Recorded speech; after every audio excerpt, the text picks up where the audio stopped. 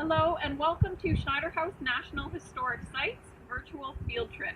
My name is Katie and we're going to be talking a little bit about how the Schneiders who lived here in the 1850s used different plants for their needs on the farm. Now, one thing I want you to think about is, what do you do today if you get sick? Do you go to the doctor, maybe pick up medicine at the pharmacy? Well, think back over 150 years ago when the Schneiders lived here. If you were sick with a cough or a cold, you weren't going to the doctor. There weren't too many doctors around, and if you had to go to the doctor, well, it was probably the worst case scenario. So what they would have done is something you might do sometimes at home as well. They would have made home remedies. Do you ever have chicken soup when you're not feeling well? Have you ever put honey and lemon in your tea to feel a little bit better in your sore throat? Well, that's what the Schneiders would have done. And they used the plants in their garden for all kinds of different home remedies. Now, right beside me here, this is called hens and chicks. And so, kind of like an aloe vera plant, if you break open hens and chicks, you can see inside of this plant here, it's very juicy. So let's say that you had a cut or a scrape. The juice could be used on your skin to help heal the wound. And right beside me here, do you think they had Band-Aids in the 1850s? What could you use if you didn't have one? Well, this really soft plant is called lamb's ear. And you could use this as a bandage or a poultice over top of any cuts or scrapes as well. Let's see what else we can find in the garden. This one is one of my favorites. So this plant has a very lovely smell. And just looking at it, you might think, I wonder if it's mint. But it's not mint. It's something called lemon balm. And because it has lemon in its name, you guessed it, the flavor is very lemony as well. And so the folklore around this plant was that drinking lemon balm tea was supposed to help prolong your life. Let's try to find one more. Okay, so this one is called horehound. And horehound was used to kind of like a cough drop. It didn't taste very good. So if you mixed it to make it into a candy, mix it with sugar, then you could make a kind of like a cough drop if you had a sore throat. I'm going to invite you inside the Schneider house. You can join me. We're going to see if we can try to make some home remedies with different parts of plants. Come on in. I'm standing now in the Schneider house kitchen. And so in front of me are all kinds of different things that come from both plants as well as animals that would have been on the Schneider's farm. And again, like we were talking about outside, these would have been used to make medicine and home remedies if someone in the family was sick. What I also have here is something called an almanac. And so you can buy farmers' almanacs today. They're kind of like a folklore guide as to when's the best time of year to plant, or even some of these recipes for home remedies. But some of them might not seem like the best idea. I'll give you a few examples. So for example, one home remedy that's more like folklore is, how do you treat a dog bite?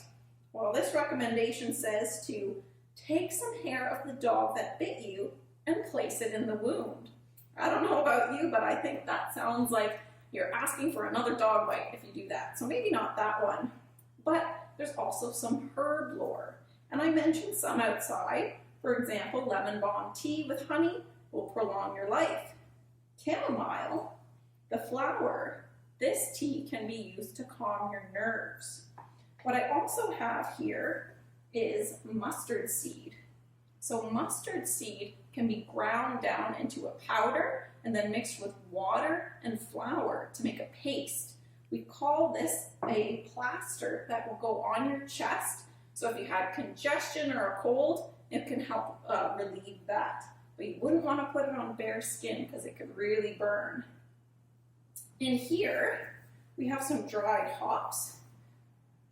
So that's something that you may have heard of before. It does go in beer, but hops was put into a little sack, and then you put it under your pillow, and this would be to help insomnia. So sometimes I have trouble sleeping. That's what this was for, a little hop sack to help you sleep. And we have one more here. So inside this little container, we have beautiful yellow petals that have all been dried. And these are from a plant called Calendula or marigold. And I do have the recipe here for how to make something called a marigold salve. So think about today, when you get a cut or a scrape, what might you put on that cut to make it feel better? Have you ever used polysporin? I know I have. But they didn't have polysporin in the 1850s, so they would have had to use something else. So a salve is kind of like an old-fashioned polysporin. It could be put right on a cut or scrape to help it heal and feel better. Okay, so how do you make a calendula or marigold salve? So the first thing you need is 1 cup of dry petals from the marigold or calendula flower. And that's what we have right here. And then you also need a cup of lard. Now you're thinking, what is lard? Well, lard is actually the fat of an animal. It comes from pigs. And the Schneiders, they used a lot of different things from pigs on their farm. So they used it for food, and then lard would have been for many different purposes as well, including helping to make salves.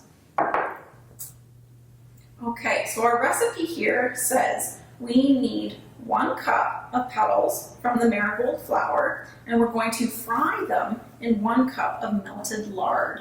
And stir these until the petals become crispy. Then strain the liquid through a cheesecloth into a small bowl. And then we'll allow it to cool down for a nice buttery consistency. And then this will help to heal cuts or scrapes. We're going to try to make that. You can try to make this at home as well. So I invite you to try. You don't have to use lard. You could also use vegetable shortening, or maybe coconut oil if you have that, or even beeswax. These are some other alternatives you could use. So go ahead and give it a try. See how it turns out. Okay, so we're all finished making our calendula salve, and it turned out pretty well. So we fried it right up here on the stove. They got nice and crispy, and then we strained it through a cheesecloth and then put it into the container here. So you can see it now has a nice buttery consistency. So you just take a little bit, and if you have a cut or a burn, you can put it right on there.